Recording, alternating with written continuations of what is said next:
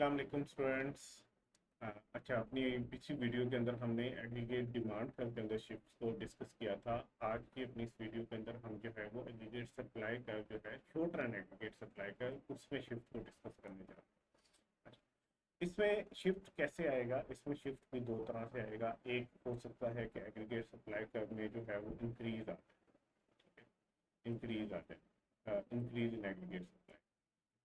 तो ये किन रीजंस की वजह से आ सकता है? ये नॉन प्राइस फैक्टर्स की वजह से ही आएगा, ठीक है, जैसे कि हम माइक्रो इकोनॉमिक्स में पढ़ सकते हैं। ये जो फैक्टर्स हैं वो एक तो ये है कि अगर आपके पास जो फैक्टर प्रोडक्शन है, ठीक है, आपके पास जितने फैक्टर प्रोडक्शन है, लैंड, लेबर, कैपिटल, एंटरप्रेन्योर, अगर इनकी तादाद बढ़ जाए, ठीक है, तो आपकी सप्लाई बढ़ जाएगी क्योंकि अब आप ज़्यादा चीज़ें प्रोड्यूस करके सप्लाई कर सको।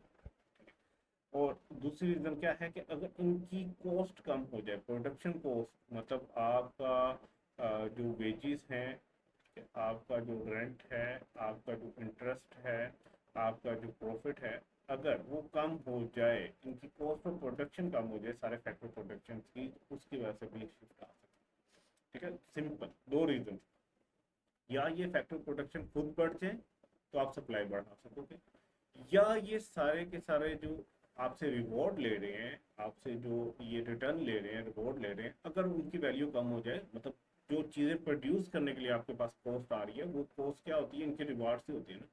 ठीक, अगर वो कॉस्ट कम हो जाए तो भी एग्रीगेट सप्लाई कर्व में शिफ्ट आ सकती है, जो कि इंक्रीज की तरफ को लेती है। ठीक है, तो कंक्लूजन क्या होगा? कंक्लूजन ये होगा कि आपकी प्राइस लेवल जो है वो डिक्रीज हो जाएगा और आपकी जीडीपी जो है वो इंक्रीज हो जाएगी। अच्छा, अब आपको अगर याद हो प्रीवियस लेक्चर के अंदर हमने ये जब एग्रीगेट डिमांड के बारे में कहा था कि उसमें इंक्रीज होता है तो दोनों एक साथ मूव करती है, दोनों में इंक्रीज या डिक्रीज हो रहा है। यहाँ पे एक प्राइस लेवल तो इंक्रीज हो रहा है बट जीडीपी लेवल जो है वो डिक्रीज हो रहा है। ठीक है, तो जरा इसको डायग्राम की सूरत में देख लेते हैं।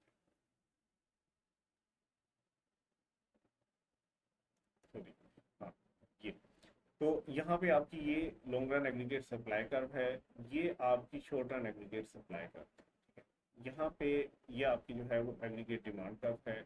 ये पहली वाली short run aggregate supply curve है, तो यहाँ पे एक्विलिब्रियम बन रहा है जहाँ पे ये एग्रीगेट डिमांड और शॉर्ट रन एग्रीगेट सप्लाई एक साथ मिल गई है।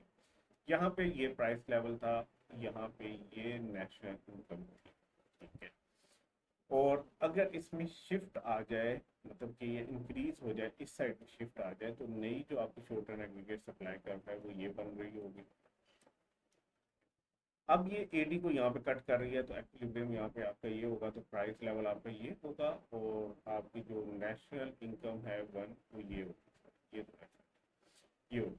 तो अब आप देखें ये शिफ्ट इस साइड पे आया, ठीक है, राइटवर्ड शिफ्ट आया, इसका मतलब ये है कि सप्लाई जो है एग्रीगेट सप्लाई शॉर्ट रन वाली आपकी बढ़ी। इसका रिजल्ट क्या? जो नया इक्विलिब्रियम बना उसमें आपकी प्राइस पहले से कम होगी लेकिन आपकी नेशनल इनकम पहले से बढ़ गई। ठीक है, वो यहाँ से बढ़ा, यहाँ पे तो अब जरा आपने पीछे वाली स्लाइड पे जाके अब कंक्लूजन में दिखा देता हूँ। कंक्लूजन भी यही कह रहा था कि जब इस तरह का शिफ्ट आएगा तो प्राइस लेवल डिक्रीज हो जाएगा और जीडीपी इंक्रीज हो जाएगा।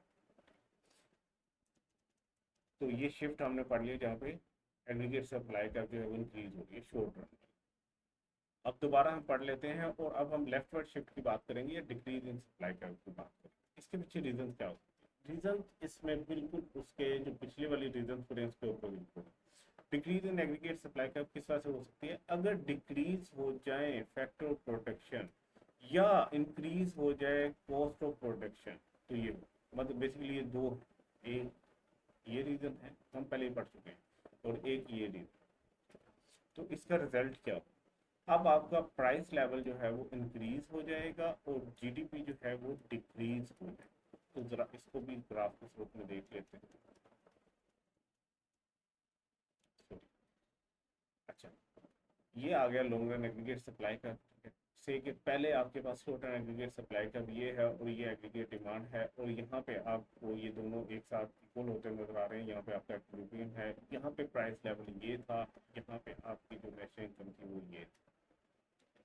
अब अगर इस शॉर्ट रन एग्रीगेट सप्लाई का में शिफ्ट आ गया, शिफ्ट याद रखना है दो रीजन की वजह से, या तो फैक्टर प्रोडक्शन जो है लैंड, लेबर, कैपिटल, एंटरप्रेन्योर, उनकी तादाद में कमी आ जाए किसी भी रीजन से, या उनकी कॉस्ट ऑफ प्रोडक्शन बढ़ जाए किसी भी रीजन से, तो ये शिफ्ट आ जाए लेफ्ट वर्ड, ठीक है। और एक नई कर्व आ जाएगी शॉर्टर एग्रीगेट सप्लाई कर्व, जो कि ये वाली है। अब आपके पास एक नया इक्विलिब्रियम पॉइंट आ गया, इसके ऊपर आप जब प्राइस देखेंगे तो ये प्राइस है, और इसके ऊपर अगर आप नेशनल इनकम देखेंगे तो ये वाली नेशनल, ठीक है।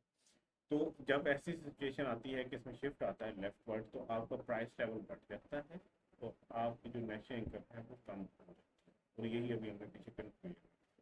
आई होप कि ये चैप्टर आपको समझ आया होगा। ये हमारा चैप्टर कंक्लूड हो गया, ठीक है। छोटा चैप्टर था, मुझे तो इंटरेस्टिंग लगता है, मुझे नहीं आइडिया कि आप लोगों को इंटरेस्टिंग लगा होगा कि नहीं लगा होगा, बट ईजी है।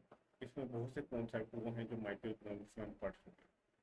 तो आई होप कि आपको समझ आया होगा। अब इंशाल्लाह अपनी नेक्स्ट वीडियो में हम नया चैप्टर स्टार्ट करेंगे। अपना ख्याल रखिएगा। अल्लाह हाफिज़।